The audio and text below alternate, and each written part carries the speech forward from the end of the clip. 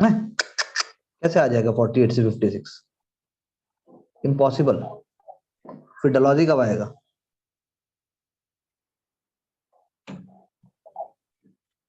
Eighteen 44 से 48। इस time पे क्या होगा? फर्स्ट, हाँ जी,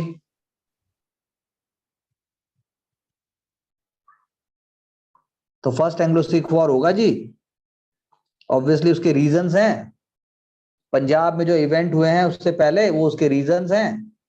Punjab was a very very important and a very very powerful state, और British under all circumstances they wanted कि ये जो है प्रोविंस हमारे काबू में आए, हमारे कब्जे में आए।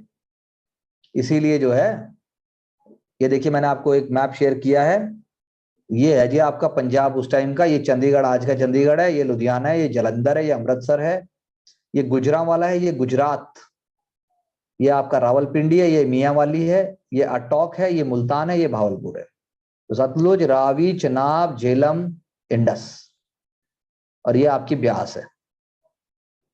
ठीक है जी, ये है आपका पंजाब पूरा। ये फैसलाबाद है आपका, ये लाहौर है। तो भाई इवेंट्स थे, there were number of events taking place, और events are very important because of them only you can say कि why there was a war. तो कंपनी चाहती थी महाराजा रंजीत सिंह के बाद कि किसी भी तरीके से हमारे काबू में आ जाए, क्योंकि महाराजा रंजीत सिंह का किंगडम बहुत एक्सपेंडेड था, कंसोलिडेटेड था। Maharaja Ranjit Singh had a policy of war and friendship with the British, और उन्होंने सतलुज रिवर के साउथ की सारी टेरिटरीज उन्होंने जो है दे रखी थी। किसको? ब्रिटिश को दे रखी थी। But the most important thing was the Sikh army. Sikh army was very very powerful. तो महाराजा रंजीत सिंह नहीं रहे, उनके बेटे जी भी ऐसे ही थे। उसके बाद जो है वो चीजें बिगड़ गई, और जैसा होता है थोड़ी सी एडमिनिस्ट्रेटिव डिसऑर्गेनाइजेशन होने लगा।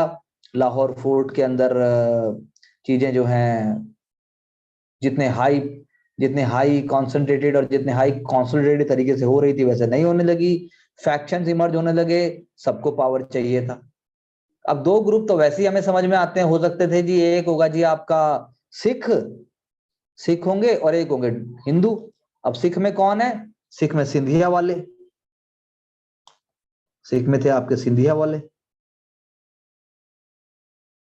और एक हिंदुओं में आपके डोगरा हिंदू। ठीक है जी, सिंधिया वाले थे और डोगरा हिंदू थे। दोनों में पावर के लिए टसल हो रही है, दोनों चाहते हैं हम पावर में आए।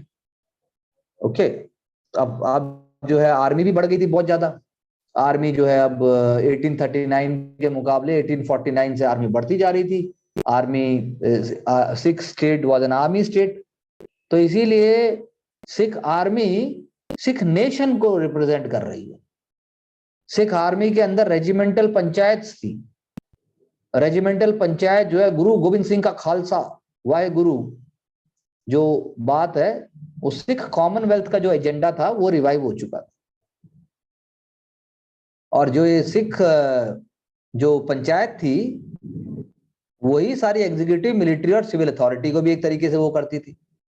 तो ब्रिटिश ने क्या बोला, ये क्या है भाई? ये डेंजरस मिलिट्री डेमोक्रेसी है। खतरा उनको अपने आप से था।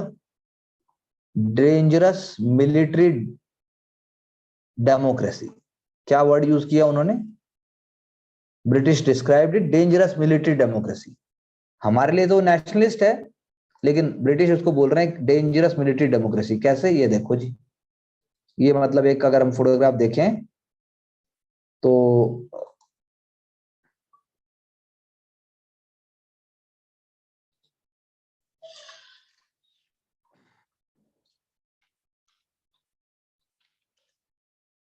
ये देखिए पूरा पीछे तक अगर आप देखोगे तो ये पूरे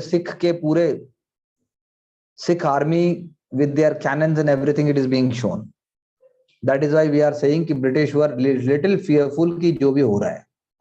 आर्मी एक्सपैंड भी हो रही थी, और ब्रिटिश रिप्रेजेंटेटिव जो था वो रेजिमेंट्स को कहते थे कि भाई वो परपेचुअल स्टेट ऑफ म्यूटनी में है। They are in the perpetual state of mutiny. Okay, ठीक है जी। महाराजा जो नए आ रहे हैं वो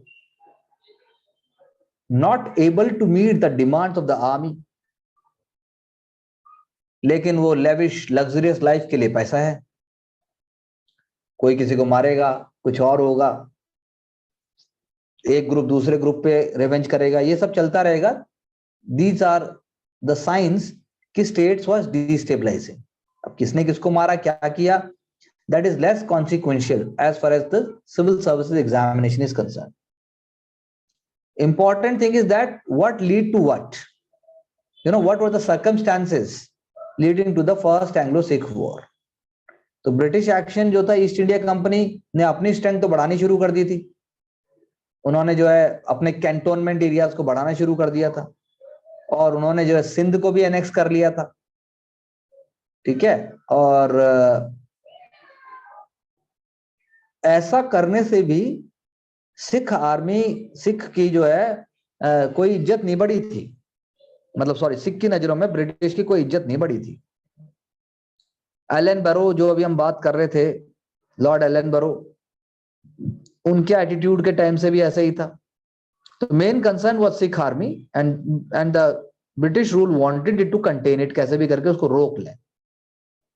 ब्रिटिश एटीट्यूड कहां से बनते थे, उनके जो पॉलिटिकल एजेंट थे उससे बनते थे। वो जैसा रिपोर्ट देंगे, वो करप्शन की स्टोरीज बताएंगे, वो डिस हार्मनी की स्टोरी बताएंगे, वो जो है बताएंगे कैसे ये गलत है, कैसे फ्यूडल है, कैसे अनहार्मोनियस है, कैसे डिक्टेटोरियल है। तो नेचुरली फिर ब्रिटिश जो है कंपनी वैसा एक नैरेटिव क्रिएट करेगी और वो अटैक करने की तैयारी करेगी। लेकिन East India Company was knowing very well that we can not annex the complete state right now. हम पूरे स्टेट को अभी नहीं कनकर कर सकते। बताइए क्यों?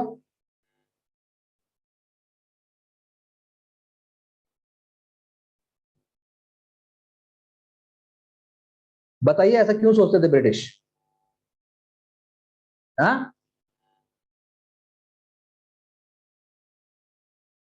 हेलो,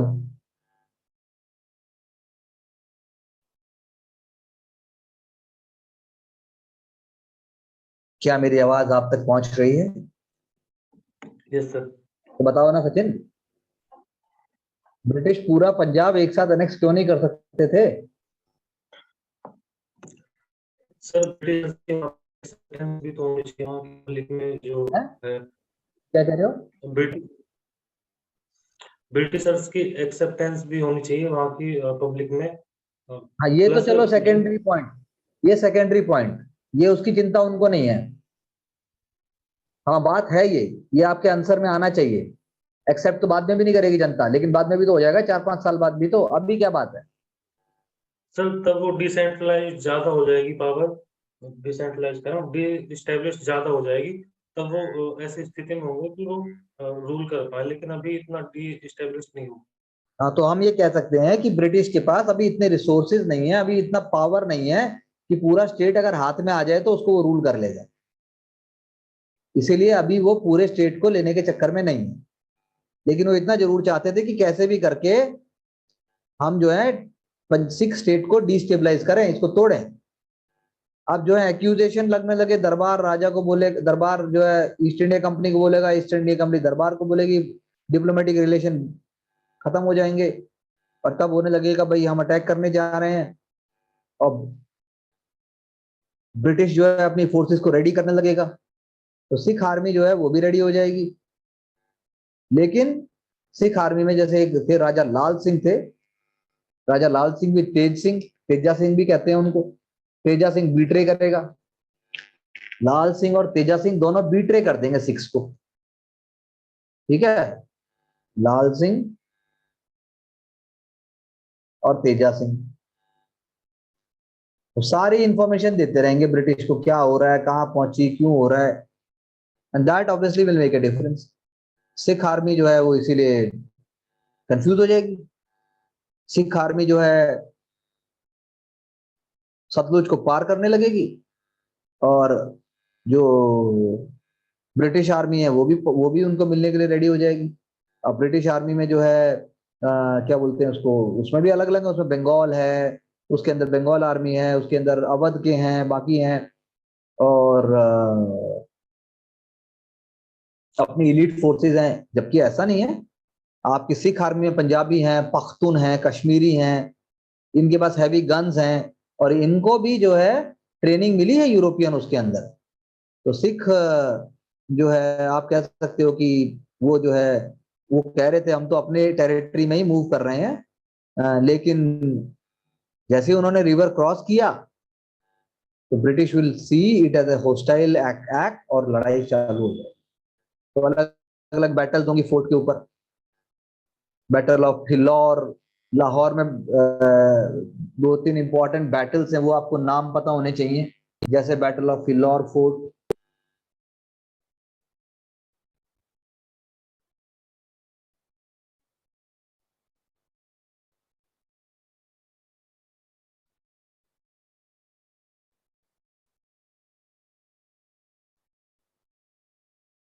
फोर्ट, उसके बाद लाहौर के आसपास कई बैटल्स होंगी, वो बड़ी इंपॉर्टेंट है। बैटल ऑफ मुड़की, एक थी आपकी बैटल ऑफ मुड़की, या मुड़की कहते हैं, बैटल ऑफ मुड़की, दिसंबर 1845 में था ये। एक एक मतलब अनटाइडी इनकाउंटर था। सिख जो है वो सिख आर्मी ढंग से हैंडल ही नहीं कर पाएगी। तो आपको सीक्वेंस पता होनी चाहिए और नाम पता होने चाहिए। फिर आपकी बैटल ऑफ फिरोजपुर, उसमें भी आप जो है ठीक से नहीं कर पाएंगे। फिरोज बैटल ऑफ फिरोजपुर, के फिरोजपुर तो जगह का नाम है, battle of Firoz Shah.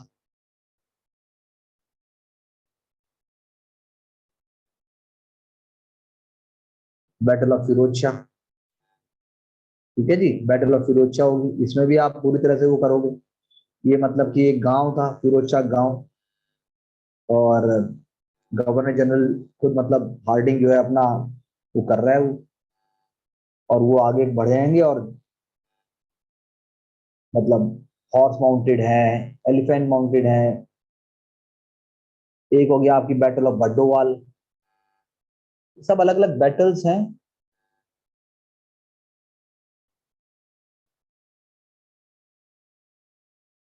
Battle of Aliwal, हमें नाम पता होने चाहिए बस। बैटल ऑफ बड्डोवाल, क्योंकि सब में वही हो रहा है, कैप्चर हो रहे हैं, अनऑर्गेनाइज्ड हैं, ठीक से हैंडल नहीं कर रहे हैं, ठीक है ना। बैटल ऑफ आलीवाल, आलीवाल जो है वो आपका लुधियाना डिस्ट्रिक्ट में एक विलेज है, आलीवाल। बैटल ऑफ सोबराव, क्या रहा है हर जगह से नहीं हैंडल हो पा रहे थे, इसलिए अलग अलग जगह से चीजें हो रही हैं। जहां जहां पे मुठभेड़ होगी, जहां जहां पे मिलेंगे वहां बैटल होगी। फ्रेश यूनिट्स आ रहे हैं,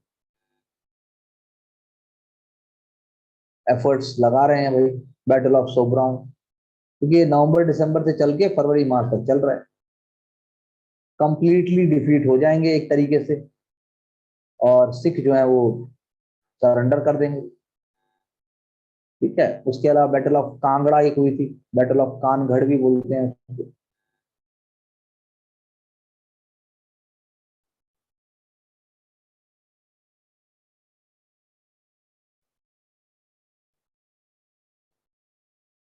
बैटल ऑफ कानगढ़, इसके बाद होगी आपकी शांति हो जाएगी भाई, ट्रीटी ऑफ लाहौर किया जाएगा।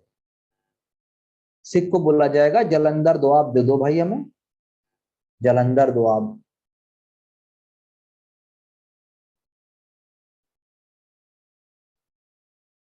जलंधर दोआब दे दो, और ये जो है ब्यास और सतलुज के बीच में है।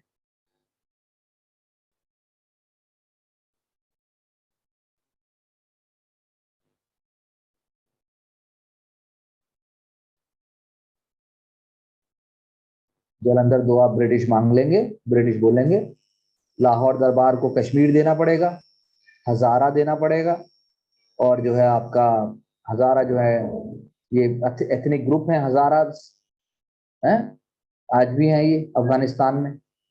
हजारगी एक पर्शियन डायलेक्ट होता है, हजारगी वो बोलते हैं ये। तो ये सब जो है सब चीजें होंगी बाद में जो है। एक ट्रीटी ऑफ अमृतसर भी साइन होगी अभी दोबारा, उससे जो है जम्मू एंड कश्मीर ये सारा का सारा जो है वो भी अलग हो जाएगा।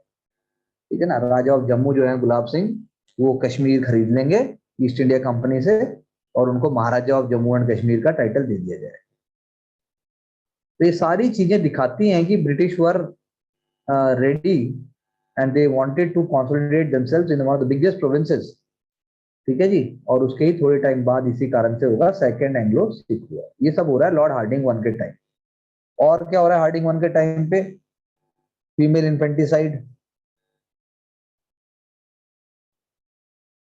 तो कम करने की बात की जाएगी। उसके बाद जो है इंडिया में रेलवेज आएगी, रेलवे के लिए डिजाइन बनाया जाएगा।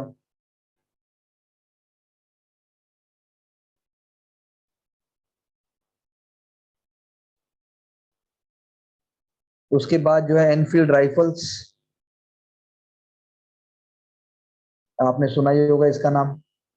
मॉडर्नाइजेशन की बात होती है,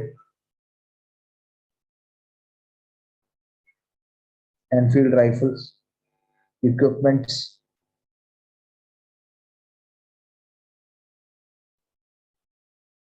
ये सारी चीजें होंगी आपकी महाराज अपना लॉर्ड हार्डिंग वन के टाइम। देन आ गया Dalhousie.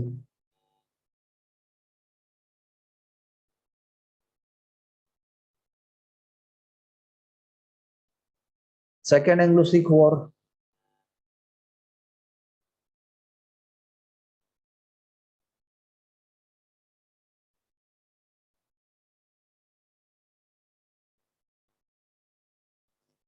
Second Anglo Sikh war होगा जी। अब ये मिलिट्री कॉन्फ्लिक्ट है, ये भी ब्रिटिश और ईस्ट और अपने सिख अंपायर के बीच में। Sikh umpire will be annexed after this, और वो क्या बन जाएगा? बहुत सारा पार्ट बन जाएगा आपका north west frontier province. Sikh umpire जो आपका एनेक्स होगा वो क्या बन जाएगा? North west frontier province. इसको हम कहते थे नॉर्थ वेस्ट फ्रंटियर प्रोविंस।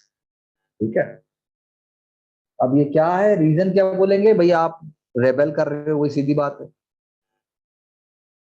है ना जी। दीवान मूल राज जो है वो आज की डेट में अगर आप कहोगे तो उन्हें आप हीरो कहोगे, क्योंकि वो लीडर थे, सिख रेबेलियन के लीडर थे दीवान मूलराज। मूलराज चोपड़ा उनका पूरा नाम था।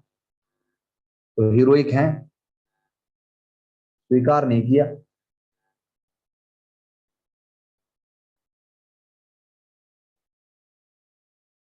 मूलराज चोपड़ा, मूलराज चोपड़ा साहब जो है वो रेबेल कर देंगे।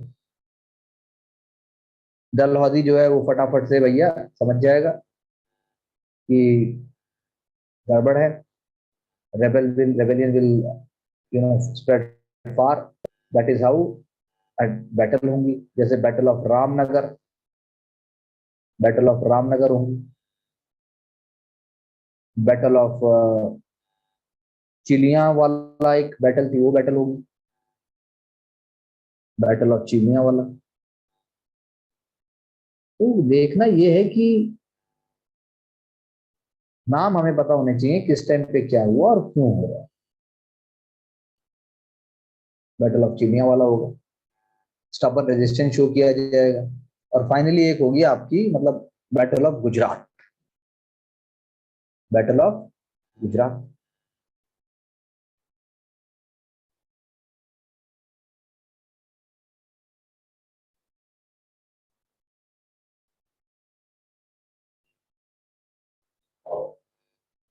ठीक है जी, बैटल ऑफ गुजरात है। सिख आर्मी जो है वो उसको परस्यू किया जाएगा और रावलपिंडी के आसपास जाके वो अपने उसको दे देंगे। अब जो है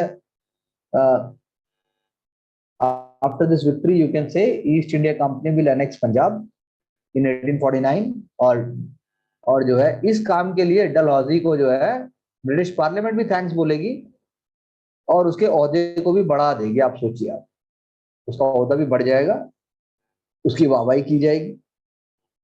आप लगा लीजिए पूरे भारत में चारों तरफ ईस्ट इंडिया कंपनी की टेरिटरी।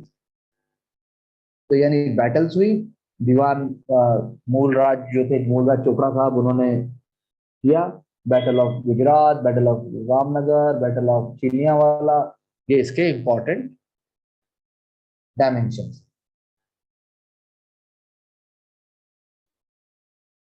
ऐसे ही आपका सेकंड एंग्लो बर्मीज वॉर होगा।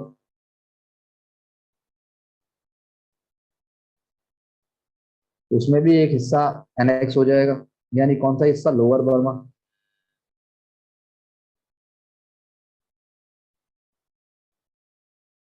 चार्टर एक्ट ऑफ 1853 आएगा।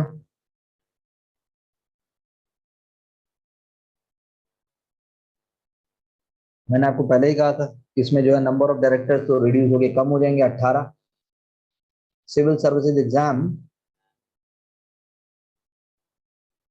ओपन कंपटीशन की तरफ बढ़ जाएगा।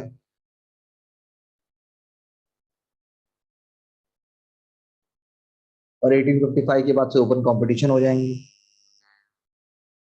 कंपनी को ये बोला जाएगा भैया आपके अंडर में इंडिया का क्राउन है, लेकिन अब जो है as long as company thinks, as long as the British parliament thinks fit, या जो भी है। क्योंकि अब तक तो ये था for next 10 years, for next 10 years, हर 10 साल में एक चार्टर आ रहा था। अब लेकिन ऐसा कुछ नहीं है, अब डायरेक्टली उनको बोल दिया गया भाई जब तक हम चाहेंगे तब तक रहेगा, है ना। सबसे इंपॉर्टेंट जो है, जिसके बारे में आप जानते भी हो, कल कुलदीप जी ने भी बोला था, डॉक्ट्रिन ऑफ लैप्स। यदि मेल हियर नहीं है और आपका सब्सिडरी स्टेट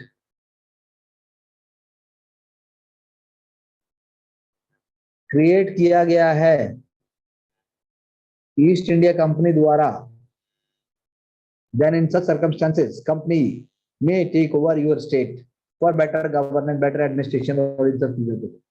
मेल हियर नहीं है, और यदि आप सब्सिडरी स्टेट हो या फिर आप सेल्फ क्रिएटेड स्टेट हो लेकिन हो ब्रिटिश के अंडर में, तो आपका एडमिनिस्ट्रेशन ले लिया जाएगा। Doctrine of lapse. बहुत सारे स्टेट गए इस चक्कर में, जैसे सतारा,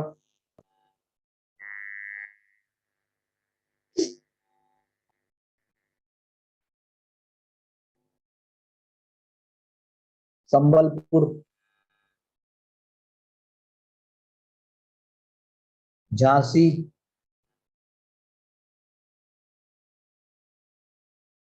उदयपुर। उदयपुर तो खैर बाद में आएगा। नागपुर, बाघाट, उदयपुर।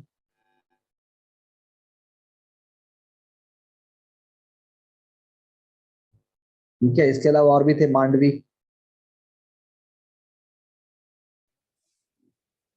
जैतपुर। जैतपुर क्या कह रहे हैं? जैतपुर भी था सर शायद। जयपुर यार, सतारा भी था सर। सतारा तो मैंने बोल दिया ना पहले। जयपुर यार रोहित चेक करो यार, जयपुर तो मुश्किल है, जयपुर तो बड़ा फेमस और करेजियस सब कुछ बीच का है, चेक करना। जैतपुर। जैतपुर। हाँ जैतपुर है, जैतपुर है बिल्कुल।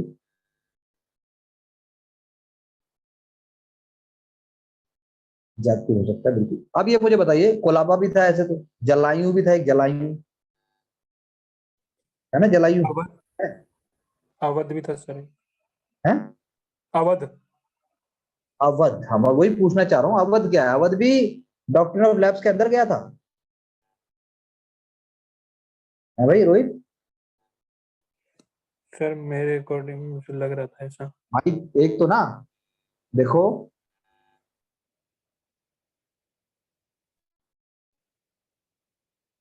हाँ मैं जी तुम सर। सब लोगों को ये बता देता हूँ, मैं सब लोगों को ये बता देना चाहता हूँ, यूपीएससी की प्रिपरेशन जनरल लर्निंग और जनरल स्मार्टनेस का सब्स्टिट्यूट नहीं है, वो तो फिर भी लानी ही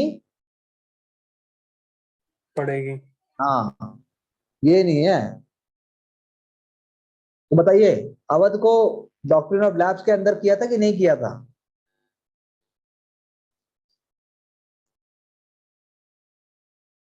बताइए, अवध को डॉक्ट्रिन ऑफ लैब्स के अंदर हमने किया था कि नहीं किया था?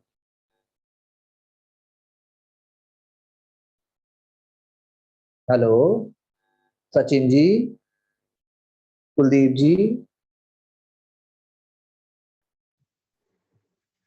किया था सर। डॉक्टर ऑफ लैब्स के अंदर नहीं किया था। मतलब हमने डिस्कस नहीं किया, लेकिन गया हुआ डॉक्ट्रिन ऑफ लैब्स के अंदर ही था। नहीं, अवर डॉक्टर ऑफ लैब्स के अंदर नहीं किया।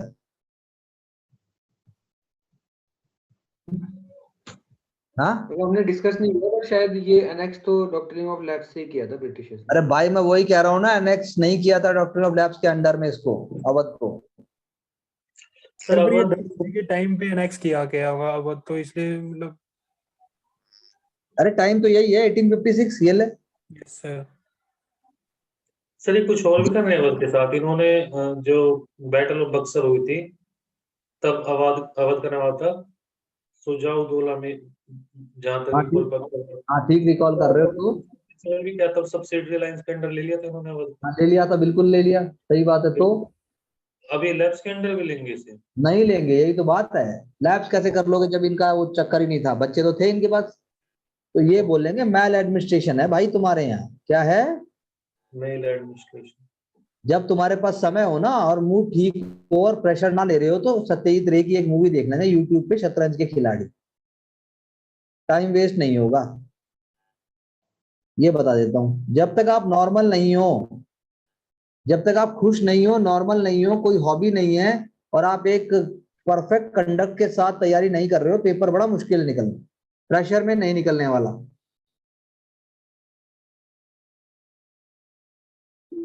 ये मूवी देखना जरा, इस मूवी में बताया गया है कि अवध का क्या हाल हो रहा है। कब? जब ब्रिटिश उसको कैप्चर कर रहे हैं, मतलब कैप्चर क्या, जब उसको, मतलब शुरू से साथ किसने दिया, अवध ने दिया, और ब्रिटिश ने उसको भी बख्शा नहीं। बोला मैल एडमिनिस्ट्रेशन है भाई, रिपोर्टें बनाई जाएंगी, कमेटियां बनाई जाएंगी, आप समझ रहे हैं, और लास्ट में उसको भी अनेक्स कर लिया जाएगा। और उसके जो लास्ट राजा थे, क्या, जो लास्ट राजा हैं, उनका नाम था वाजिद अली शाह। उनको अक्टूबर 1756 में कलकत्ता जो है, उनको एग्जाइल भेज दिया जाएगा कलकत्ता, कि भाई तू यहां से जा। रिवोल्ट से पहले क्या हो रहा है ये सारा काम। और जबकि पेजेंट्स और आर्मी बहुत ही पावरफुल है, और वो जो है आपका इस बात को स्वीकार नहीं करेंगे। नवाब वाजिद अली शाह को भेज दिया जाएगा, and that will be one of the reasons. ठीक है जी। तो डॉक्ट्रिन ऑफ लैप्स के अंदर तो लैप्स था, तो लेकिन इनको कहा जाएगा कि एक अलग से आप कानून निकाल दोगे, और उस कानून के अंदर आप कहोगे कि इनको मिस रूल किया है। क्या है? Miss rule. Awadh was annexed on the charges of miss rule. Awadh was annexed on the charges of misrule, और उसकी टेरिटरी को नॉर्थ वेस्ट प्रोविंसेस में मर्ज कर दिया जाएगा। बाद में उसमें से क्या बनाया जाएगा, United provinces of Agra and Awadh. और लास्ट में 1904 के बाद क्या बन जाएगा, यूनाइटेड प्रोविंसेस।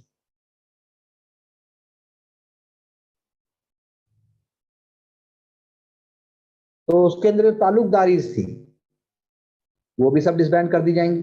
बहुत सारी तालुकदारी थी अवध में, इसीलिए ताल्लुकदार ऑफ अवध, क्या बोलते हैं हम, ताल्लुकदार ऑफ अवध।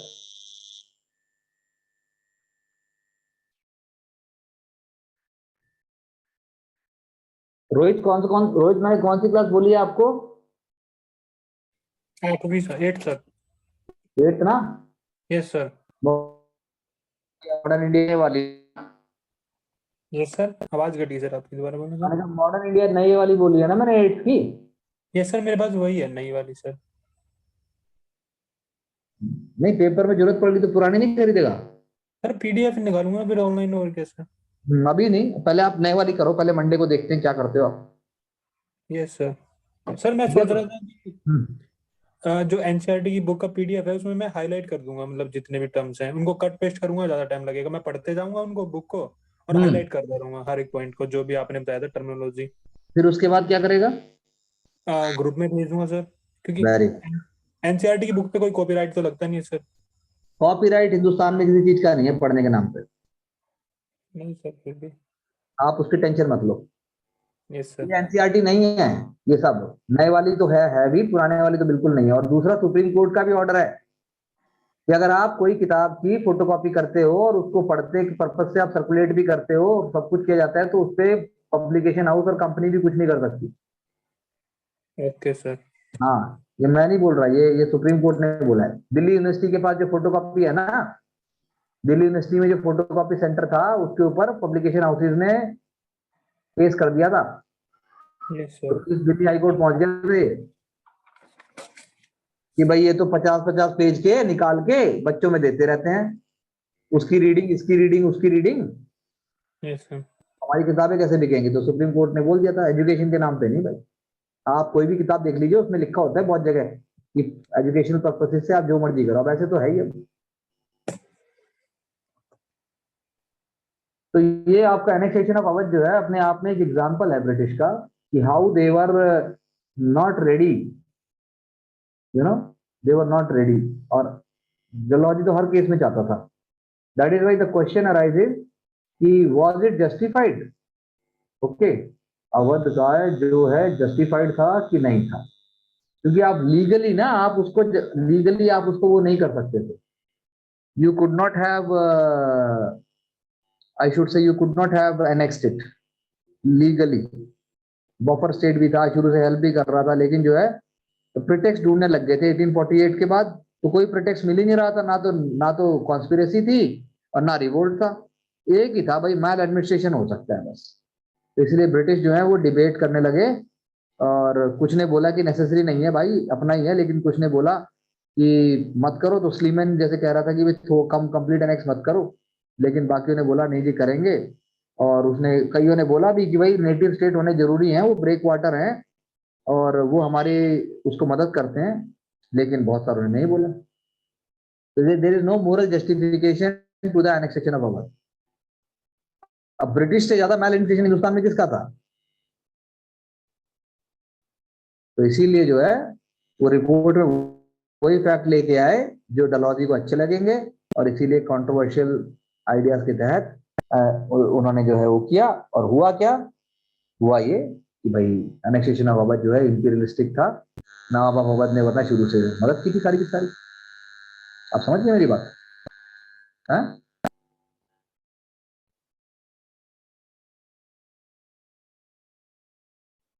कोई डाउट है तो बोलिए जी। है जी? हेलो, किसी को कुछ कहना है तो बोल दीजिए।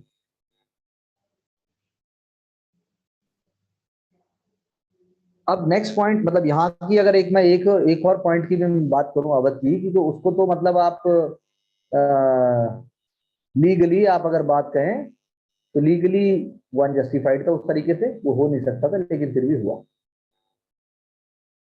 एक तरीके से रेबल, जो हिंदुस्तान में जो अभी रेबेलियन और हम जो आगे पढ़ेंगे अभी रिवोल्ट, उसका बेस इसलिए तैयार होता है। एक नया रेवेन्यू सिस्टम भी लेके आ गए थे, ठीक है जी, नया रेवेन्यू सिस्टम लेके आ गए थे।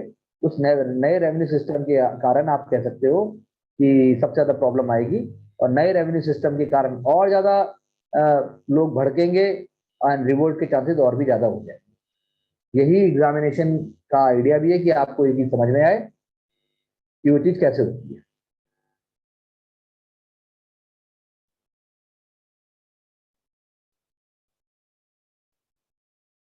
और मैं क्वेश्चन भी डाल दूंगा, I'll put a question in the group also, history group में, ठीक है? आप उसको कर लीजिएगा।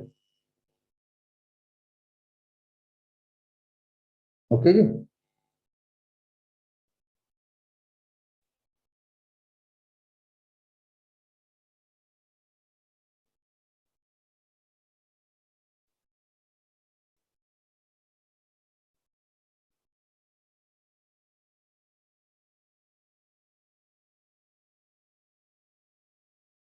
ओके।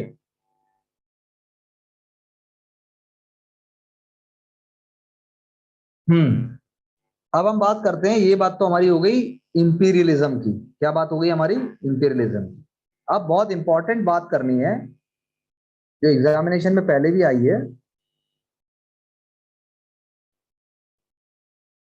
पहले भी आई है, क्वेश्चन आ चुका है मेंस एग्जाम में। इनडायरेक्टली अगर मैं बोलूं, मॉडर्नाइजेशन ऑफ इंडिया में डलहौजी का क्या योगदान है?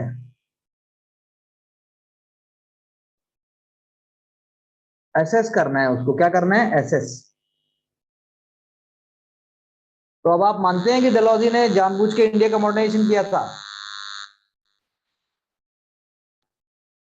हाँ?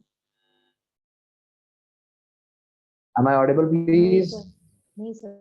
नहीं तो राजपूत, ये मतलब डलहौजी का एक प्रश्न आया था in the civil service examination main exam में, जो भी हमारी पहले बहुत अभी चर्चा हुई थी इस बात पे कि डलहौजी का रोल क्या था, डलहौजी ने मॉडर्नाइजेशन में रोल प्ले किया। तो क्या आप मानते हैं कि उसने जानबूझ के मॉडर्नाइजेशन किया होगा? उनकी नीड थी सर करना, क्या कह रहे हैं? उनकी जरूरत थी सर करना।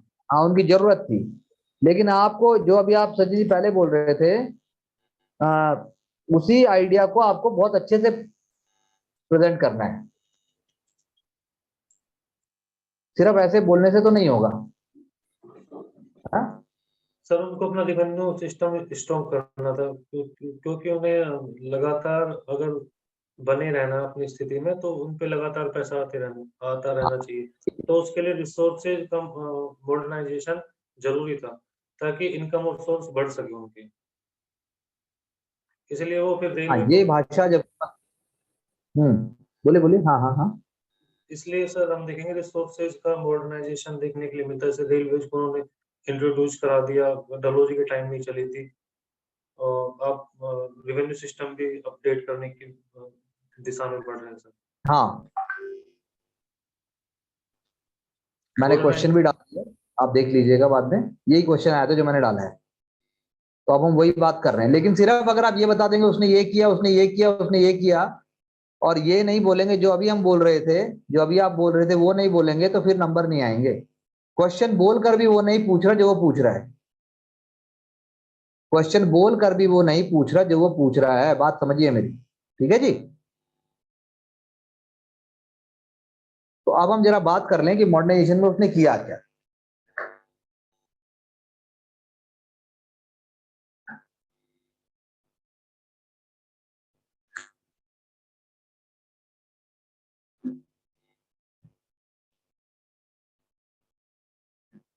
सबसे पहले जी, वुड्स डिस्पैच, सुना है जी किसी ने नाम? यस सर, एजुकेशन रिफॉर्म से रिलेटेड है बुक डिस्पैच। वुड डिस्पैच, ये डिस्पैच क्या है? डिस्पैच है जैसे आप रिपोर्ट भेजते हो। चार्ल्स वुड नाम था। चार्ल्स वुड थे आपके secretary of state. Board of control जो होता है ना, अभी सेक्रेटरी ऑफ स्टेट नहीं, बोर्ड ऑफ कंट्रोल जो होता है उसके चेयरमैन थे ये, जो पिट्स इंडिया एक्ट से आया था।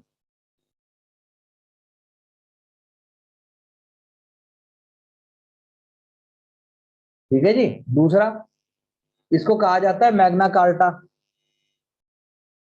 Of western education India, in India. Magna carta of western education in India कहा जाता है। अब क्यों कहा जाता है? मैकॉले के टाइम पर, in the times of Macaulay, you had downward filtration theory.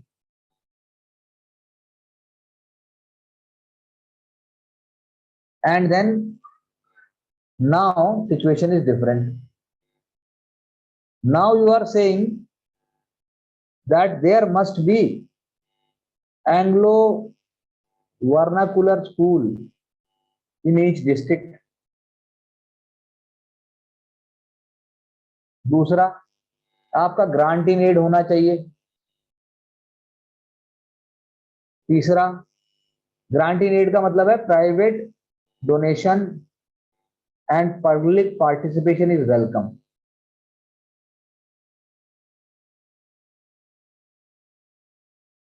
तीसरा, आप कह रहे हैं कि ग्रेडेशन होना चाहिए। Gradation primary to university level, ठीक है, क्या होना चाहिए, ग्रेडेशन होना चाहिए, ग्रेडेशन। फिर आप क्या बोल रहे हो, और इसके अलावा there must be universities in India. बोलो पहले 3 यूनिवर्सिटीज कहाँ कहाँ आई? हैं? बोलो भाई। कलकत्ता, बॉम्बे, मद्रास। कलकत्ता, बॉम्बे, मद्रास। ये हम आपको बेसिक बता रहे हैं पहले, ठीक है जी। तो इसीलिए इसको कहा जाता है Magna carta of western education in India. Wood dispatch एक हो गया कि रिफॉर्म मॉडर्निटी में इसका बहुत रोल है। इससे पहले थे आपके जॉन एलियट,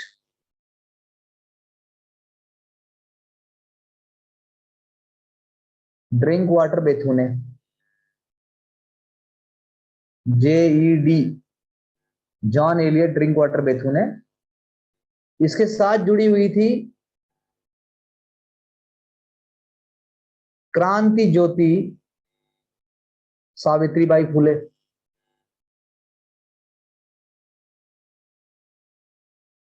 और साथ में रोल था आपका महात्मा ज्योतिबा फुले। और साथ में था आपका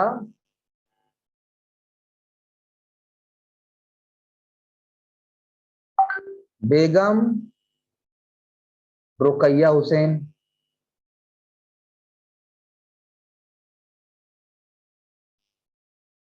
ठीक है,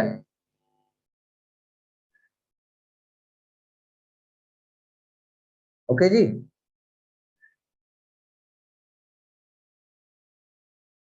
अब लेकिन एजुकेशन तो खैर सेपरेट चीज है, we will talk about it separately, या देखते हैं उसको। मॉडर्निटी में अगर आएंगे आप तो रेलवे आई।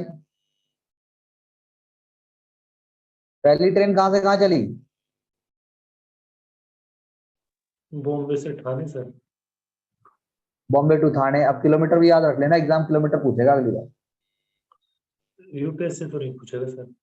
यूपीएससी हाँ किलोमीटर नहीं पूछेगा, टीसीएस तो पूछ लेगा।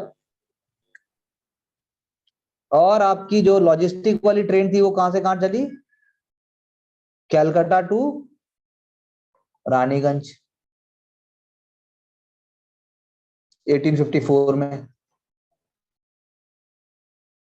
और उसके बाद टेलीग्राफ। टेलीग्राफ में किसका रोल था? विलियम ओ श्वाग्नेसी। विलियम ओ श्वाग्नेसी का रोल था। विलियम ओ श्वाग्नेसी क्या चाहते थे?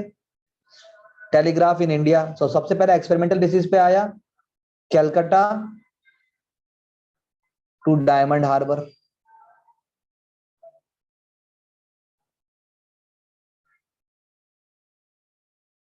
उसके बाद कहां से आया? कलकत्ता से पेशावर, आगरा से बॉम्बे,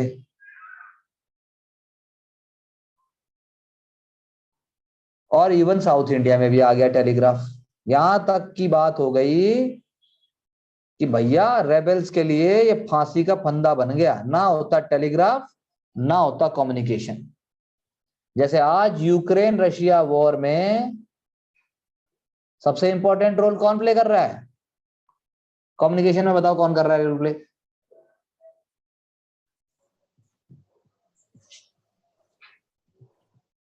अरे बता दो।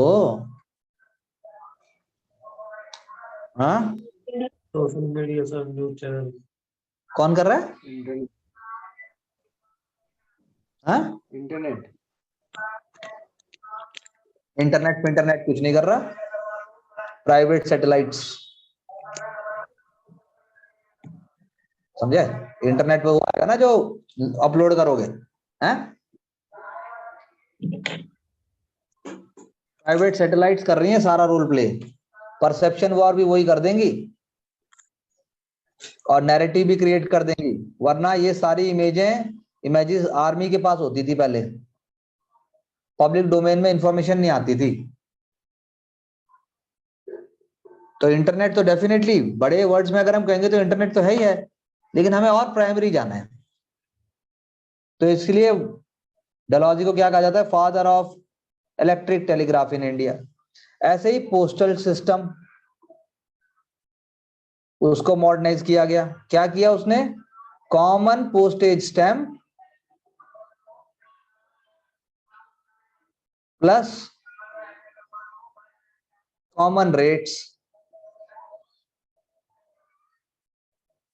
एक पोस्ट क्रिएट कर दी, डीजी ऑफ पोस्ट। यानी आप पूरे भारत में कहीं पे भी जाओगे तो यूनिफॉर्म पोस्टल रेट होगा। उससे पहले 1837 में एक एक्ट था, पोस्ट ऑफिस एक्ट ऑफ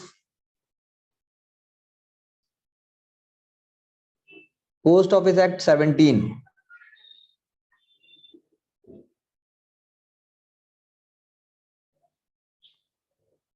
ये पोस्ट ऑफिस एक्ट 1837 का बहुत इंपॉर्टेंट था।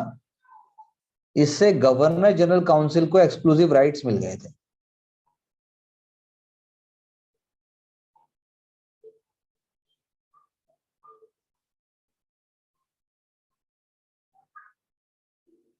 तो भैया वो आ गया फादर ऑफ मॉडर्न पोस्ट भी बन गया ये। अब ऐसे ही इसने पब्लिक वर्क्स डिपार्टमेंट बना दिया हर डिस्ट्रिक्ट में। ठीक है जी। थॉमसन कॉलेज ऑफ इंजीनियरिंग खोल दिया रुड़की में।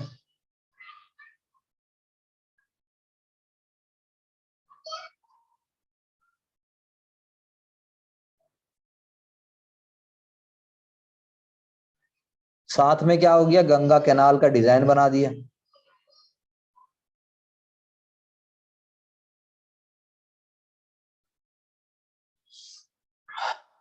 एक वीडो रीमैरिज एक्ट भी स्टैब्लिश कर दिया।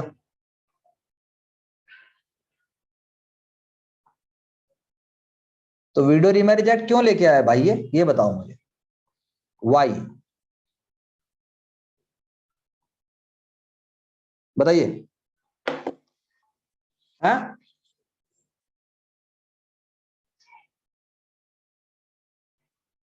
बोलिए।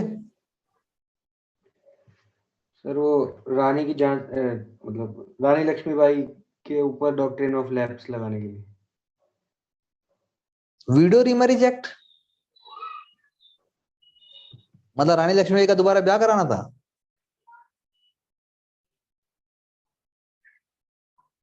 हैं? अरे यार दिमाग तो लगाओगे, कुछ पढ़ा नहीं है मैंने माना, बचपन से कुछ नहीं आते ये भी मान लिया, स्कूल नहीं गए मैंने ये भी मान लिया, लेकिन दिमाग तो लगा सकते हो। सब मान लिया पर दिमाग तो लगाना पड़ेगा। वीडो रीमैरिज एक्ट क्यों आया? इतनी सारी जब हमने बातें पढ़ ली अब तक तो कुछ तो बताना पड़ेगा, ऐसे आगे नहीं बढ़ सकते। अपने आप को थोड़ी ना पढ़ाना है मुझे। बोलो रोहित। रोहित जी हाँ जी सर। बोलो। क्यों आया? क्यों पूछ रहा हूं मैं? हिस्ट्री याद नहीं करा रहा। मैं नहीं बोल रहा तू मुझे हिस्ट्री में बहुत सारे फैक्ट बता दे, मैंने बोला आज तक फैक्ट याद करो? हैं रोहित? No sir. और आज से पहले आप क्या सोचते थे? कि हिस्ट्री में फैक्ट याद करने होते हैं। फैक्ट याद करने, अब पता चला फैक्ट तो याद करने ही नहीं है यार। क्यों? सर मेरे को लगता है कि मतलब एक सोशल डेवलपमेंट के लिए मतलब समाज में बोलता जा, कुछ तो बोल यार। मतलब लोगों को ये दिखाने के लिए कि जो ब्रिटिश गवर्नमेंट है वो अच्छा कर रही है, हाँ मतलब हिंदुओं के बारे में सोच रही है, जो हाँ वहाँ के रेजिडेंटल है। हाँ। एक रीजन तो सर ये हो सकता है। और हाँ बात तो ठीक है, और क्या हो सकता है? हाँ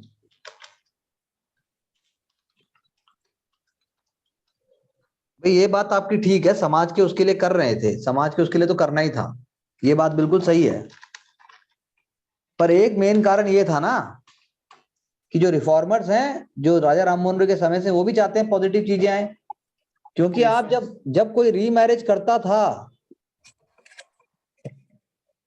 तो धर्म और समाज उस पर क्या करता था?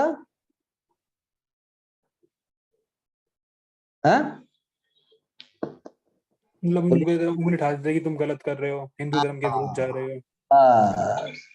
तो यानी वीडियो रीमैरिज एक्ट ने प्रूव कर दिया कि हमारे शास्त्र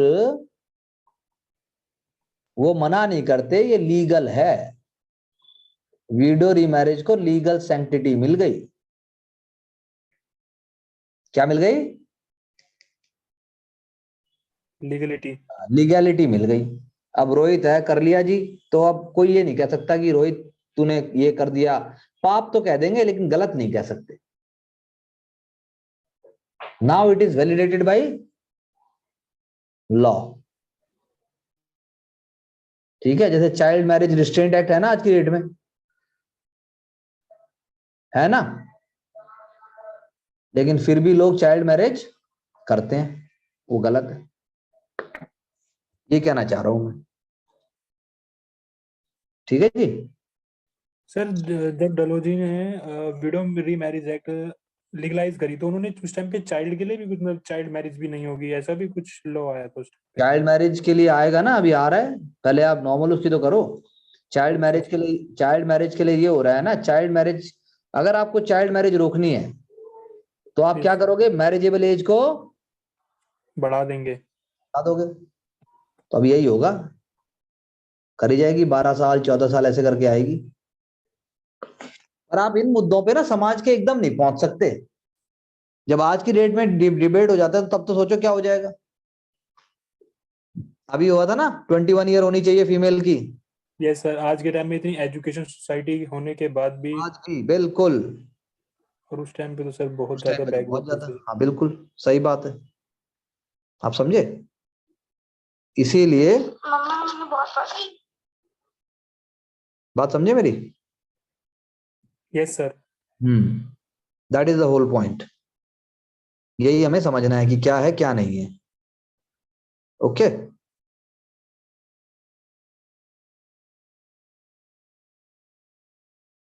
और बताइए।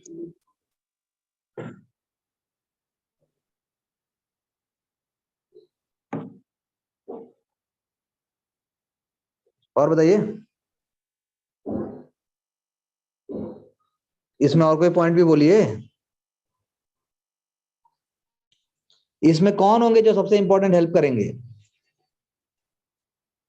रिफॉर्मर्स रहेंगे सर, राजा राम मोहन राय, ये नहीं बोलने नहीं, राजा वालों राम को। मोहन राय तो रहे ही नहीं है। राजा राम मोहन राय तो रहे ही नहीं है। सर ईश्वर चंद्र चंद्र विद्यासागर। विद्यासागर। ईश्वर चंद्र विद्यासागर, एक नाम आपको पता होना चाहिए, बाकी नाम तो हम देखेंगे रिफॉर्मर्स के टाइम पे। लेकिन ईश्वर चंद्र, हाँ जी, क्वेश्चन करने वाला था सर, डाउट। ईश्वर चंद्र विद्यासागर। हाँ बोलिए, क्या क्वेश्चन है आपका? सर के जो रिफॉर्मर्स थे, इतनी बड़ी उनकी नहीं था रेशियो, क्या इनका प्रेशर इतना ज्यादा था कि सिर्फ ये इतना बड़ा रीजन हो गया कि इन्हें विडो रीमैरिज एक्ट लेके आना पड़ गया, या फिर इनकी इंटेंशन कुछ और भी कि नहीं एक्सेप्टेंस? देखो ऐसा है यार, हर चीज में तो अब नहीं कर सकते ना। इंटेंशन तो अब थी या नहीं थी, लेकिन कुछ तो ये भी करेंगे। ब्रिटिश भी जान रहे हैं कि धीरे धीरे इंडियंस को अवेयरनेस आ रही है, इंडियन में जागरूकता आ रही है, तो थोड़ा बहुत तो वो भी कुछ तो ढंग का काम वो भी कराएंगे। 24 घंटे आपसे ब्रिटिश एंटागोनाइज नहीं हो सकते थे ना। कई बार होता है ना, जब डकैत, मान ले डकैत अब सचिन को वो कर ले अगवा और जंगल में ही रख ले तेरे को 6 महीने के लिए, 6 साल रख ले ज्यादा हो जाएगा, फिर तो तैयारी भी नहीं कर पाएगा। चलो 6 महीने के लिए रख लिया, ओके सर। वहीं तेरे को प्यार से खाना खिलाया, वहीं तेरे को रखा, वहीं तेरे को जंगल में घुमाया, तो तू हो सकता है जंगल की किसी लड़की से प्यार कर ले वहीं पे? नहीं हो सकता ऐसा? बिल्कुल हो सकता है सर, पॉसिबल। बस ऐसे पॉसिबल है। तो इसीलिए ऐसा मत सोचो एकदम। अगर आप कुंठित दिमाग से सोचोगे, बात बात पे ब्रिटिश को एकदम नेगेटिव सोचोगे, तो फिर आप रेशनल कैसे सोच पाओगे? जैसे मैं तो क्वेश्चन कर रहा हूँ आपसे कि क्या ऐसा था या कुछ और भी इंटेंशन था, हम इंटेंशन ढूंढ रहे हैं। आप खुद सोचो, कुछ और नहीं। वीडियो रीमैरिज तो एक प्लस पॉइंट ही है।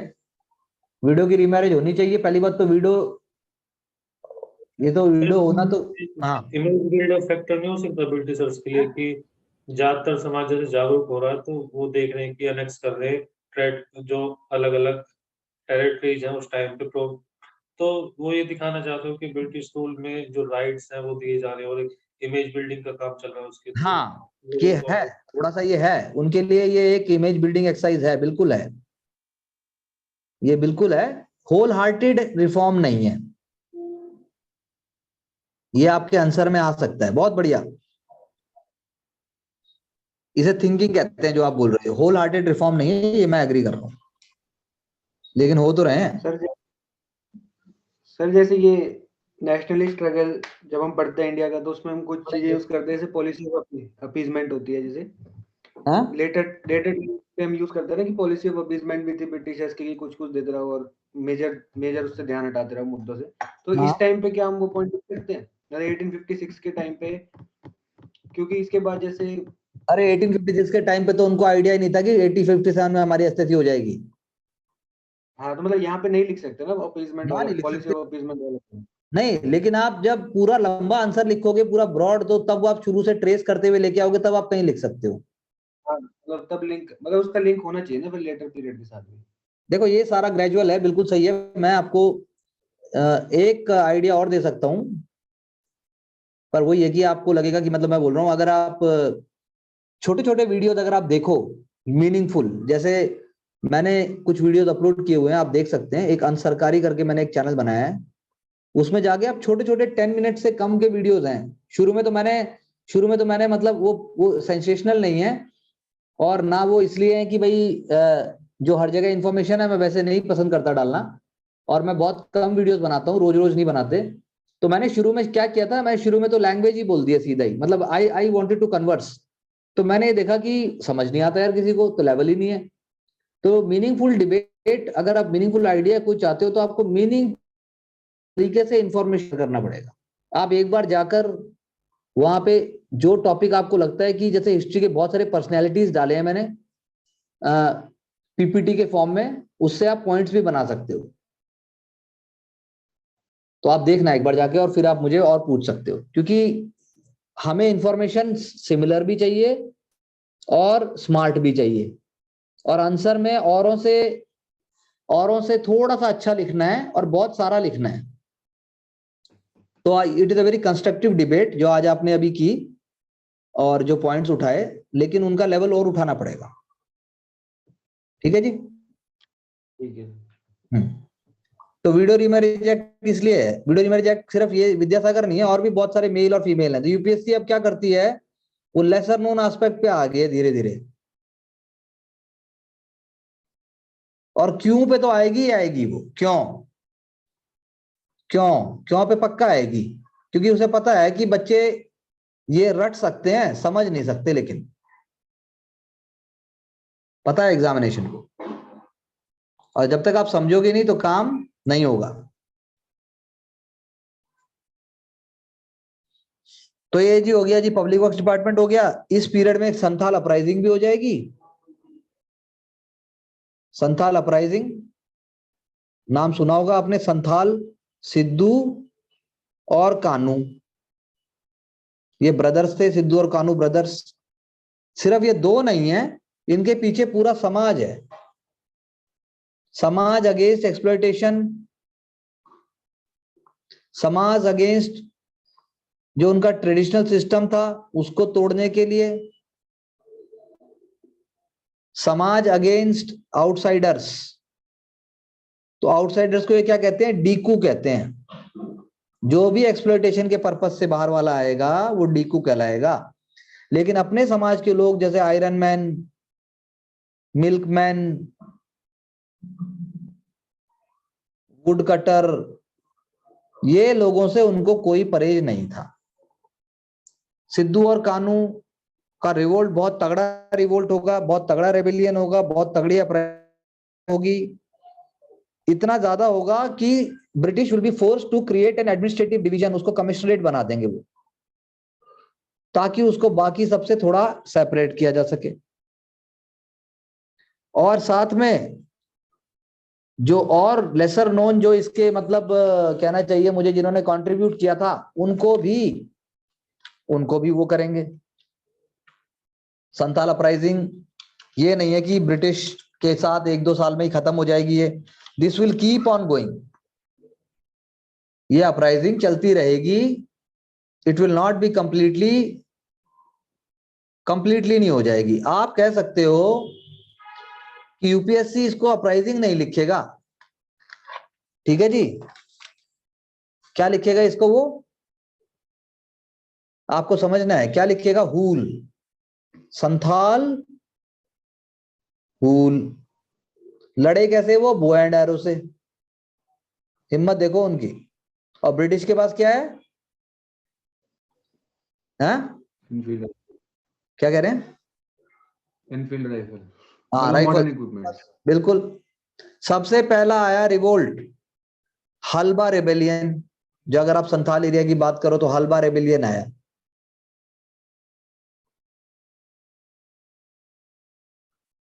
हलबा रेबेलियन आता है 1770s में, ठीक है जी। ऐसे बहुत सारे रिवोल्ट है, लेकिन मैं हूल की बात कर रहा हूं, वो हम अलग से बात करेंगे। तो किसके अगेंस्ट है ये? जमींदार के अगेंस्ट है, मनी लैंडर के अगेंस्ट है, दरोगा के अगेंस्ट है, ईस्ट इंडिया कंपनी की जो बंगाल प्रेसिडेंसी है उसके अगेंस्ट है। वो जाके अपने एरिया में रह रहे थे आराम से, ओके। उनको वो नहीं है, संथाल्स आर नॉट किसी को तंग कर रहे हैं, जमींदार उनके एरिया पे कब्जे करते जा रहे हैं। तो इसीलिए वो जाके कहाँ रहेंगे? दमानी कोह, जगह जो उन्होंने अपनी चूज की, उसको जगह को हम प्यार से क्या कहते हैं? दमानी कोह। भाई हमारा ये एरिया है, हम यहाँ रह रहे हैं। पहाड़ पे चले गए, पहाड़ के साथ चले गए, ठीक है। लेकिन अब संथाल जो है वो आए, वो संथाल आएंगे और जो है वो वहां रहने लग जाएंगे। और उनसे बोला जाएगा जब उस एरिया के जंगल साफ करो तो वो करेंगे, ठीक है ना। जंगल साफ करेंगे तो संथाल बोलेंगे हम राइटफुल ओनर्स हैं, हमें यहीं रहने दिया जाए। लेकिन ऐसा हो नहीं पाएगा। जमींदार, जैसी जगह खाली हुई, जमींदार ने रेंट रेज कर दिए, महाजन्स ने उनसे सूदखोरी शुरू कर दी, उनकी लैंड को ले लिया, बॉन्डेड लोअर बना दिया। ट्रेडर्स मार्केट के अंदर जो है उनको उल्लू बनाने लगे। 1 किलो का सामान लेना है तो उसको 50 ग्राम पकड़ा दिया, 2 किलो का सामान है तो ये कर दिया। मतलब ये छोटे छोटी चीटिंग्स होने लगी। और ब्रिटिश एडमिनिस्ट्रेशन ने ऐसी चीटिंग्स का ऐसे कोर्ट्स में कोई एंटरटेनमेंट नहीं किया, कोर्ट दूर दूर थे। इतना एक्सप्लॉयटेशन हो गया कि संथाल कंट्री जो है, संथाल एरिया जो है, वो ब्रिटिश भी समझ गए कि this is like very unfortunate what is happening. तो रिकॉर्ड्स हैं अभी भी उन चीजों के, तो ऑपरेशन बढ़ता गया। कहा जाता है संथालों के जो महाराज, जो भगवान थे, वो सपने में आए सिद्धू और कानू के, और उनको बोला रिवोल्ट करो। अब उन्होंने फिर रिवोल्ट के लिए कैसे अपने आप को वो किया? धारवाक। कैसे अपने? धारवाक is a system of communication. ये क्या है? कम्युनिकेशन सिस्टम है ये। और इस कम्युनिकेशन सिस्टम के थ्रू उन्होंने जो है एक दूसरे को कम्युनिकेट किया, और उन्होंने परवाने भेजे। परवाने, परवाने यानी ऑर्डर, जैसे आज भी हम कहते हैं परवाना भेजा है जी। साल के पत्तों पे उन्होंने लेटर्स लिखे और अपनी उन्होंने बैठ के मीटिंग्स की। संथाल जो है कलकत्ता की तरफ मार्च करने लगे, और उनके साथ उनको ज्वाइन किसने कर लिया? भुइयां। एक भुइयां भी एक ट्राइब होती है, भुइयां और पहाड़ियों ने उन्हें ज्वाइन कर लिया। Bhuiya and Paharias, they joined them, and that is how you can say lower caste लोहार हो गए, कुम्हार हो गए वो, लेकिन वो पहुंच ही नहीं पाए वहां तक, क्योंकि फाइटिंग बीच में ही हो गई। जब संथाल हेडमैन जो है उसको पकड़ लिया गया, और उसके बाद जो है रेबेलियन फायर की तरह फैल गया। हूल, संथाल हूल। तो कॉलोनियल रिकॉर्ड जो है वो बताते हैं कि उनकी करेज थी, उनकी ग्रेट गैलेंट्री थी, उसके बाद जो है ऑनर था उनके अंदर, उनके जो तीर कमान थे उनमें जहर लगा हुआ था, लेकिन कभी किसी के अगेंस्ट नहीं करते थे। उनकी पेंटिंग्स बनाई गई, तो मतलब सबको पता था, क्योंकि वो तो बड़े ही सिंपल थे। उनके पास अपने ड्रम थे, लेकिन ब्रिटिश रूल जो है हेल बेंट था अनइक्वल कॉन्क्वेस्ट में, उनको दबाने को, उनको कुचलने को। वो वॉर नहीं था एक्चुअली में, ब्रिटिश का एग्जीक्यूशन था, लेकिन फिर भी वो खड़े रहे। कितना उन्हें प्रीशियस था सेल्फ रूल, आप ये समझिए। 1855 में उसको कुल चला गया, वहां पे मार्शल लॉ लगाया गया और संथाल परगना बनाया गया जैसे मैंने कहा। उसके बाद जो है संथाल परगना टेनेंसी एक्ट पास किया गया। संथाल परगना टेनेंसी एक्ट, आप सोचो वो भी कब, 1876 में किया गया। ये चीजें होती रही, लेकिन वो पीछे ना हटे, मतलब वो तो पीछे कभी हटे ही नहीं। तो हूल जो है वो कल्चरल मेमोरी में एक इंटीग्रल इवेंट चला गया आदिवासी में, पूरे ईस्टर्न इंडिया में। वो सेल्फ रूल नहीं था, संथाल कल्चर, संथाल लाइफ का वे। हूल वाज एन एफर्ट, ये जो संथाल हूल था एक एफर्ट था कि बाहरी से हमें बचाया जा सके। तो हूल, एक हूल महा अभी भी एक बनाया जाता है झारखंड में, बंगाल में, असम में, बांग्लादेश में। पोस्ट प्री इंडिपेंडेंस टाइम में ज्यादा अच्छे से होता था। और आप कह लीजिए कि सिद्धू और कान्हू को अभी भी पूजा जाता है। तो ऐसे करके आपको एक पूरा नैरेटिव समझना है कि क्या है क्या नहीं है, कैसे हुआ, रादर देन जस्ट राइटिंग इसने किया। That is not an approach for the civil services. Okay, तो ये हम कह सकते हैं सिद्धू और कान्हू के बारे में। कुछ कीवर्ड्स मैंने आपको बता दिए और I have just shared with you कि कैसे वो हुआ। ठीक है जी।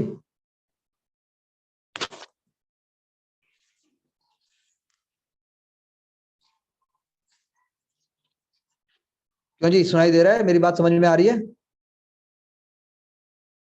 हेलो। हाँ सर। Yes sir. अब कुछ की पॉइंट्स बचे हैं डलहौजी के, वो बता देता हूं ताकि फिर हम मंडे को नेक्स्ट देखेंगे। संथाल मैंने आपको बता दिया, पोस्टल सिस्टम बता दिया, पीडब्ल्यूडी बता दिया। अब और क्या किया, शिमला को कैपिटल बना लिया जी। Shimla was capital, summer capital भी बन गई, आर्मी कैपिटल भी बन गई। उसके अलावा मिलिट्री रिफॉर्म्स होंगे, जैसा मैंने आपसे बोला। इंडिया के जो इंडियन सोल्जर थे उनकी स्ट्रेंथ को रिड्यूस करने की बात की जाएगी। गोरखा रेजिमेंट रेज की जाएगी, गोरखा रेजिमेंट रेज की जाएगी। और कराची पोर्ट और बॉम्बे पोर्ट को वर्ल्ड कॉमर्स के लिए खोल दिया जाएगा। आप सोचो कि किस हद तक ब्रिटिश जो है अब कंफर्टेबल और सारा चीज कर चुका था, उसको डरने की भी जरूरत नहीं थी, है ना जी।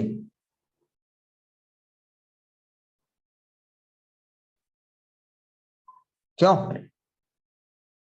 ये हम सब कह सकते हैं ये किसके टाइम पे हुआ, सारा का सारा लॉर्ड डलहौजी के टाइम पे हुआ। अब इसके बाद हमें लेना है रिवोल्ट ऑफ 1857। उससे पहले हम ट्राइबल्स देखेंगे कि सारा का सारा ट्राइबल जो है क्या हुआ क्या नहीं हुआ। और हम अभी बिफोर वी वाइंड अप हम लॉर्ड कैनिंग को भी देख सकते हैं, वैसे कोई बड़ी बात नहीं है। 1856 से 62 कैनिंग है, पहले कैनिंग देख लेते हैं, फिर पूरा रिवोल्ट का अगला लेक्चर हमारा रिवोल्ट का ही होगा, जिसमें पीटी से बहुत सारे क्वेश्चंस आते हैं। तो तीनों यूनिवर्सिटी बनी जी इनके टाइम पीरियड में 1857 में। अभी क्यों बनी 1857 में तीनों यूनिवर्सिटी, कोई बता सकता है?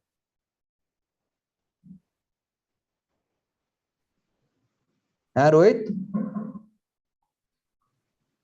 सर इनको दिख रहा होगा कि मतलब जगह जगह इनके अगेंस्ट रिवोल्ट तो शुरू हो ही चुके थे। 1857 में तो मतलब मेन रिवोल्ट हुआ और जगह पे स्टार्ट हो चुका था इनके खिलाफ विद्रोह। तो इसीलिए सोशल वर्क करने की तरफ ध्यान दे रहे थे फिर इंडिया में।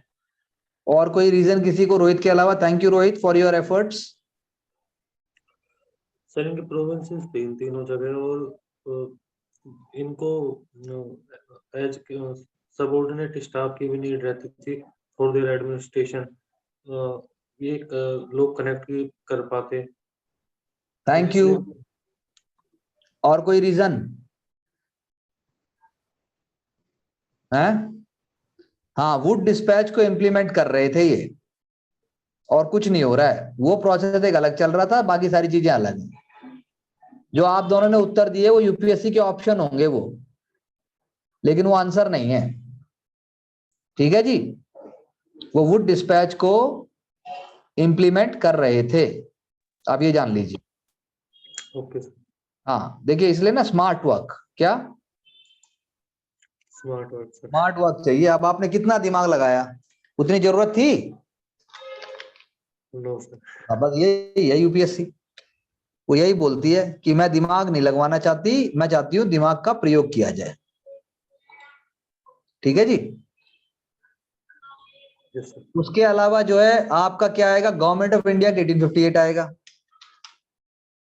क्या आएगा? गवर्नमेंट ऑफ इंडिया एक्ट 1858, उसको कहेंगे good government act. Good government act कहेंगे उसको हम। ठीक है जी, क्या कहेंगे? Good government act. लेकिन उसमें भी आप देखेंगे जो एग्जामिनेशन में जो क्वेश्चन आता है, मैं उसके हिसाब से 2 मिनट बात कर देता हूं उसमें, कि इसमें भी आपकी सोचने वाली बात यह है कि सिर्फ एक सिस्टम चेंज हुआ, सिस्टम चेंज हुआ, वो भी सुपरफिशियली। जैसे कंपनी का रूल खत्म हुआ, क्राउन का आ गया।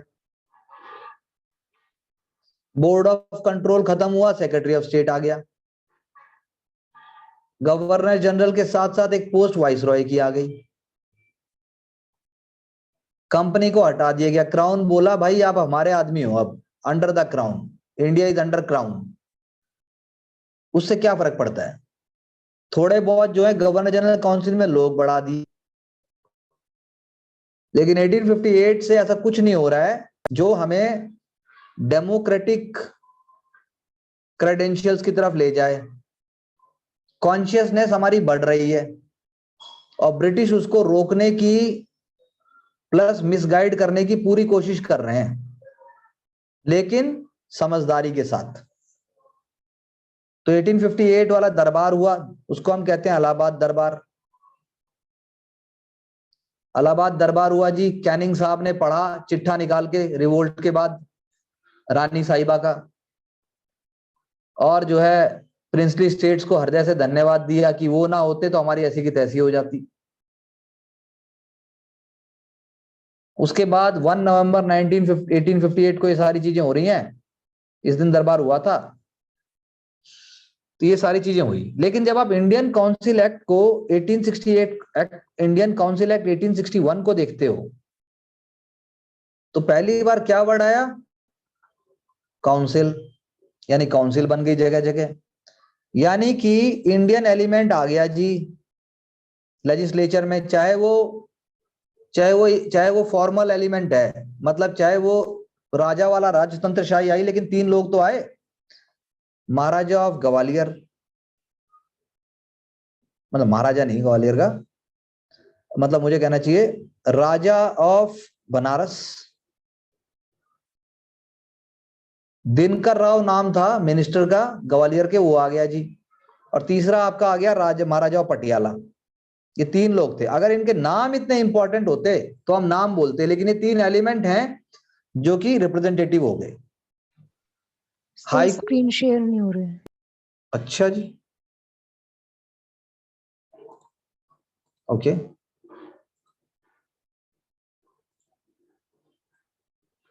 अब हो गई?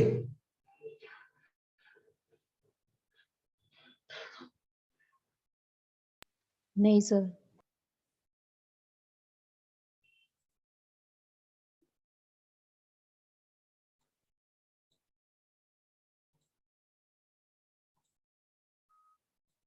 अब हो रही है? इंडियन एलिमेंट आ गए, फॉर्मल एलिमेंट आ गए। इंडियन काउंसिल ऑफ 1861 में 1 नवंबर 1858 को दिल्ली दरबार, मतलब इलाहाबाद दरबार हो गया कैनिंग का, और उससे पहले का तो मैंने आपको बता ही दिया था। ठीक है जी। ब्रिटिश क्राउन आया, ब्रिटिश क्राउन आ गया, गवर्नर जनरल की जगह गवर्नर जनरल वाइसरॉय आ गए, company, crown, board of control खत्म, सेक्रेटरी ऑफ स्टेट आ गया, सिस्टम सुपरफिशियली चेंज हुआ है। ये सारी बात हम कर रहे थे। ठीक है जी। बोर्ड वैसे भी मैं शेयर कर दूंगा। तो यानी काउंसिल क्यों बोल रहे हैं? क्योंकि लेजिस्लेटिव काउंसिल आ गई है। कहां कहां आ गई है? सेंटर में आ गई है एक तो नाम नाम की, और 3 प्रेसिडेंसीज में आ गई है। इसीलिए हम कहते हैं Indian council act. Presidencies Calcutta, Bombay, Madras. ठीक है जी। अब जो है फंक्शन क्या है इनका, काउंसिल्स का एडवाइजरी फंक्शन है। मैक्सिमम मेंबर्स क्या है, नॉमिनेटेड, और कुछ एलिमेंट्स क्या है, इलेक्टेड। ये है बात जी। जैसा मैंने पहले कहा था, सीआरपीसी और आईपीसी भी आ जाएंगे इस टाइम पे। डॉक्ट्रिन ऑफ लैब्स को ऑफिशियली विड्रॉन कर लिया गया, ऑफिशियली, कि आगे से भाई नहीं होगा। क्लेमेंसी जो है, कैनिंग को जो है क्लेमेंसी कैनिंग कहा जाएगा, माफी देने वाला कैनिंग, कि देखो हिंदुस्तानियों की इतनी बर्बरता के बावजूद भी हमने उन्हें माफ कर दिया, हम कितने महान हैं। आर्मी रीऑर्गेनाइज होगी। Policy of divide and counterpoise, कोशिश करनी है एक जाट को, मतलब एक रेजिमेंट को, जैसे जाट रेजिमेंट है तो उसको सिख के अगेंस्ट लड़वाना है। ऐसे तरीके से डिवाइड कर दो, उनसे स्ट्रेटेजिक चीजें ले लो और उनकी पोजीशंस को लो रखो। Divide and counterpoise. साथ में इंडिया में क्या इंट्रोड्यूस हो गया, income tax. Income tax introduce हो गया for the first time. Uniform tariff रखा गया 10%, और कन्वर्टेबल पेपर करेंसी भी इस्तेमाल में आने लगी। अब पूरे तरीके से हम एक सबऑर्डिनेट लेकिन मॉडर्न कंट्री की तरफ बढ़ रहे थे। ये सारी चीजें मॉडर्निटी की निशानी है। मतलब इंडस्ट्रीज बढ़ी नहीं बढ़ी जी, लोगों का पैसा आया नहीं आया, लेकिन इनकम टैक्स जरूर आ गया। तो ब्रिटिश को अगर कल को इंडिया को रूल करना भी है तो इंडिया को इतना काम तो कराए धक्का मार के कि इंडिया का प्रोडक्शन लेवल बढ़े और उसी से पैसा कमाया जाए। ठीक है जी। इसीलिए क्या लेके आया, ये पोर्टफोलियो सिस्टम लेके आया। पोर्टफोलियो सिस्टम क्या होता है कि दैट पोर्टफोलियो सिस्टम मींस कि